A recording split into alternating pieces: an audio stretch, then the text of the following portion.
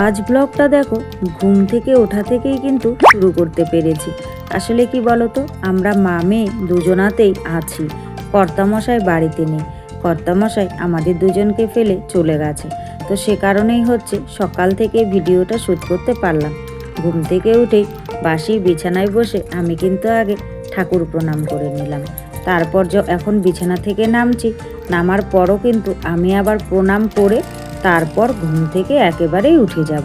এভাবেই রোজ আমি ঘুম থেকে উঠি, কিন্তু ওই সকলেই কর্তামশাই শুদ্ধ শুয়ে থাকি বলে আর লাইট জ্বালাতে পারি না বলেই তোমাদের সঙ্গে কিন্তু শেয়ার করতে পারি না। তো তারপর এসে দেখো দরজাটা খুলে বাইরে বেরিয়ে এলাম। আর আজ জানো তো ঘুম থেকে উঠতে বেশ কিন্তু খানিকটা বেলা হয়ে গেছে। আসলে ওই বললাম না, কর্তামশাই নেই, নিশ্চিন্তভাবে ঘুমিয়েছি, তাই ঘুমটা ভাঙতে একটুখানি সময় লেগে গেছে। তবে হ্যাঁ, 4টের সময় জাগা পেয়েছিলাম, কিন্তু অলস্যামি করেই উঠিনি। ভাবছি যে 4টের সময় উঠে কি করব, মেয়ের জন্য তো একটু খাবার বানাবো, তো একটুখানি বাদে উঠি। তো একটুখানি বাদে উঠতে গিয়ে একদম কিন্তু 6টা বেজে গেছে। তো ঘুম থেকে উঠে বাইরে বেরিয়েছি, ওই দিকটায় গেছি, ভাবছি গাছের গোড়া টোড়াগুলোতে জল দেব। দেখি ওই বালতিটাতে জল নেই, তাই এখানে চলে এলাম। এই বালতিটা দিয়ে এখন কিন্তু এখান থেকে ভর্তি করে জল নিয়ে এলাম। এখন আমি ওই গাছের গোড়াগুলোতে জল দিয়েও দেব। এটা হচ্ছে ঘুম থেকে উঠে সর্বপ্রথম কাজ আমার। আসলে কি বলতো, গ্রামে থাকলেও আমরা যেহেতু পাহাড়ি এলাকায় বসবাস করি, আর আমাদের এই গ্রামে গরু ছাগল খুবই কম আছে আশেপাশে বাড়িতে, আর সাধারণত আমরা কোয়ার্টারে থাকি। কোয়ার্টারে তো এসব প্রতিপালন করা যায় না, সে কারণেই কিন্তু আমাদের গ্রামের সকালটা একটু অন্যরকমভাবেই শুরু হয়। আর এমনিতে সাধারণ গ্রামের সকালগুলো শুরু হয় কিন্তু ওই গোবর ছড়া দিয়ে, কারো বা মারুলি দিয়ে, মানে গোবর হাতে নিয়ে। আমাদের কিন্তু গোবর নেই, সে কারণেই আমার সকালটা শুরু হয় ওই গাছের গোড়ায় জল দেওয়া থেকে। তারপর জল টল দিয়ে ওই জায়গাটাতে, মানে উঠোনটাতে আর কি, জল টল ছড়িয়ে দিয়ে দিলাম। জল টল ছড়িয়ে দিয়ে সোজা চলে এলাম ঘরে। ঘরে এসে এখন আমি সুন্দর করে ঘরগুলোকে ঝাঁটফাট দিয়ে নিচ্ছি। আর দেখো আজ সকাল সকালই ঘরটা থেকে কত হারে ধুলো বেরোচ্ছে। ওই বাইরে প্রচুর পরিমাণে ধুলো, তো সে কারণে ঘরে কিন্তু এরকম ধুলোই হয়।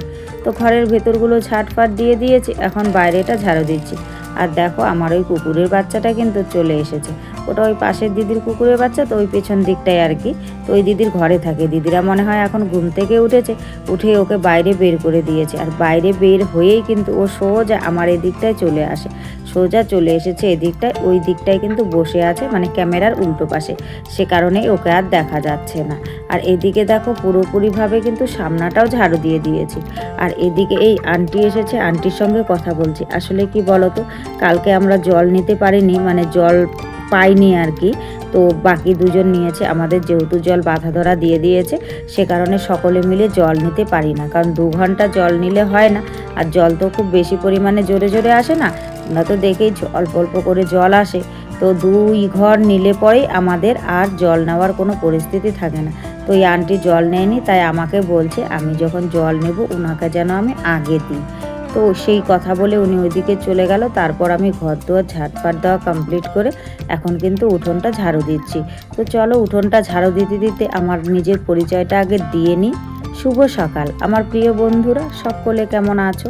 আশা করছি যে যেখান থেকে আমার এই ভিডিওটি দেখছো সকলে ভালো আছো, সুস্থ আছো।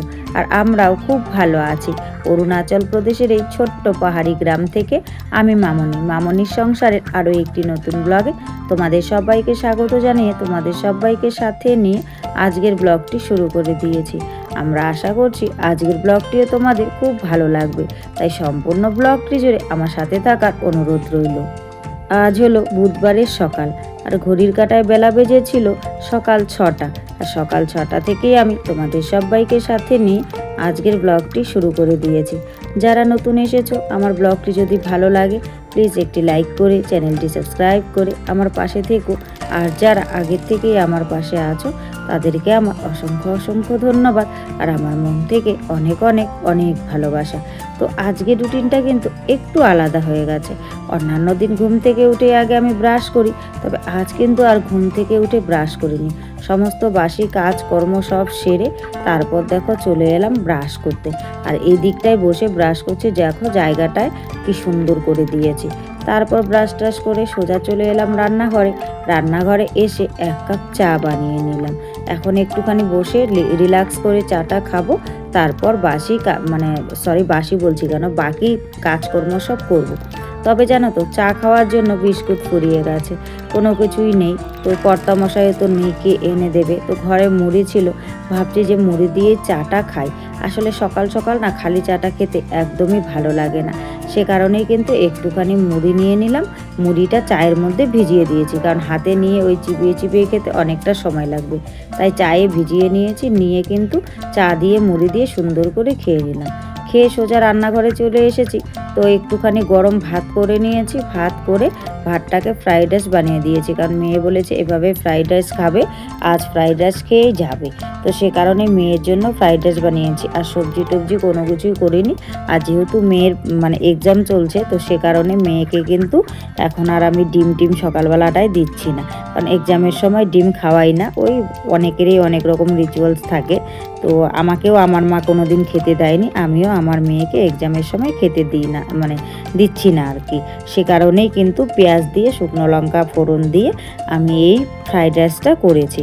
আর এটাকে খাওয়াতে নিয়েছি, দেখো সকলেই রেডি সেডি হয়ে বেরিয়ে পড়েছে, কিন্তু ওকে খাইয়ে দিতে হবে। আর ওকে খাইয়ে দেওয়াটা প্রচুর ঝামেলা, ও নিজে নিজে এখনও পর্যন্ত খেতে শেখেনি ভালোভাবে, জানো তো।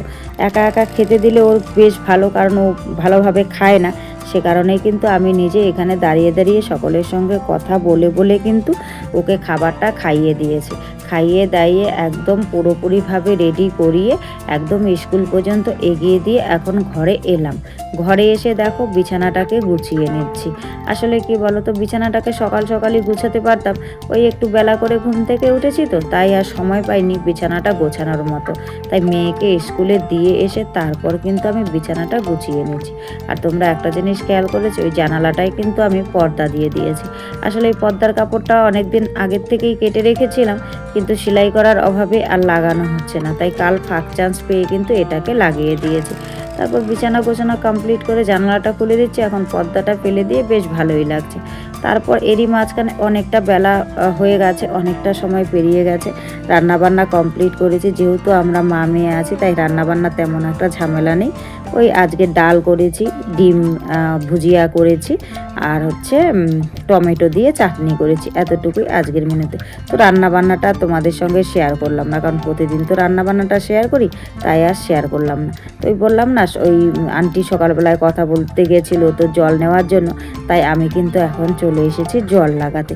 আসলে এখন না লাগালে না আর জলটা পাবো না, কারণ এখন আমাদের টাইম হয়ে গেছে 12টা থেকে 2টো পর্যন্ত, আমাদের 2 ঘন্টা টাইম জল দেয়। তো এই 2 ঘন্টার মধ্যে কিন্তু জলটা নিতে হবে। তো আমি পাইপটা লাগিয়ে দিয়ে চলে এলাম। এসে দেখো কয়েকটা কাচাকুচি ছিল, সেগুলোকে কাচাকুচি করে দিয়েছি। আর ওইদিকে কিন্তু জল আমার ভরছে, জানো তো। আর এদিকে দেখো কাচাকুচি করে দিয়েছি, তার সঙ্গে কিন্তু আমি আজকে ওই পাপোশ দুটো আর বস্তাটাও কেচেছি, কারণ এগুলো বেশ কয়েকদিন থেকে কাচাকুচি হচ্ছে না। আজকে যেহেতু তেমন একটা কাচাকুচি নেই, তাই ভাবলাম ওগুলোকেও কেচে দিই। আর তার সঙ্গে এই ছোট বিছানায় যে মাদুরটা পাতা থাকে, ওটাকেও কিন্তু আমি রোদ্দুরে মেলে দিলাম। মেলে টেলে দিয়ে তারপর এদিকে এই যে এখানে চকিটা ওভাবে কাত করে ফেলে রাখা আছে, তো এই চকিটার কোনো প্রয়োজন নেই। তো এটার তক্তাগুলো যদি খুলে রাখি, তক্তাগুলো কিন্তু কাজে আসবে। আর এখানে এভাবে থাকলে পরে, কারণ বর্ষা বাদলের দিন আসছে, এটা পচে যাবে, সে কারণেই ভাবছি যে তক্তাগুলোকে খুলে নিই। তাই দেখো এটাকে কি বলে আমি জানি না, শাবলের মতো, ওটা দিয়ে ওই তক্তাগুলো খুলে নিচ্ছি আমি, তার কাটাগুলো সুন্দর। আর দেখো ভাস্তাও পাশে হাতের মধ্যে একটা কি নিয়েছে, আমি যেরকম করছি ও কিন্তু সেরকমই করছে। তো যাই হোক, আজকের মতো এ পর্যন্তই, চলো টাটা।